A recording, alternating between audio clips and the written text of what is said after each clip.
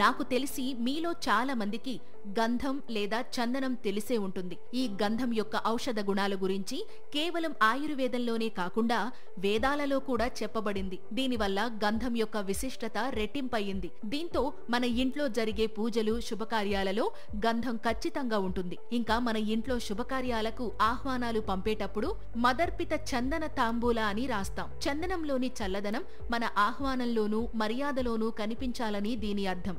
ఎందుకంటే గంధంలో ఉండే కూలింగ్ గుణాలు, సువాసన శరీరాన్ని చల్లబరిచి మనసుకు ప్రశాంతతను కలిగించడంలో సహాయపడతాయి. ముఖ్యంగా పింపుల్స్, డార్క్ స్పాట్స్ తో బాధపడేవాళ్లు గంధంలో కొన్ని రోజ్ వాటర్ లేదా పాలు కలిపి ఫేస్ మీద అప్లై చేస్తే ఆ ప్రాబ్లమ్స్ తగ్గడమే కాకుండా స్కిన్ గ్లో కూడా పెరుగుతుంది. ఇక సమ్మర్లో అధిక ఉష్ణోగ్రత కారణంగా ఎక్కువ చెమటతో బాధపడేవాళ్లు గంధాన్ని రాసుకుంటే చెమట వాసన రాకుండా ఉంటుంది. అయితే ఇది స్కిన్ ప్రాబ్లమ్స్ నే కాకుండా కొన్ని రకాల హెల్త్ ప్రాబ్లమ్స్ ను తగ్గించడంలో కూడా ఉపయోగపడుతుంది. ముఖ్యంగా అసిడిటీతో బాధపడేవారు గంధాన్ని, ఉసిరి పొడిని సమంగా తీసుకుని దాంట్లో కొంచెం తేనె కలిపి తింటే ఆ సమస్య తగ్గుతుంది.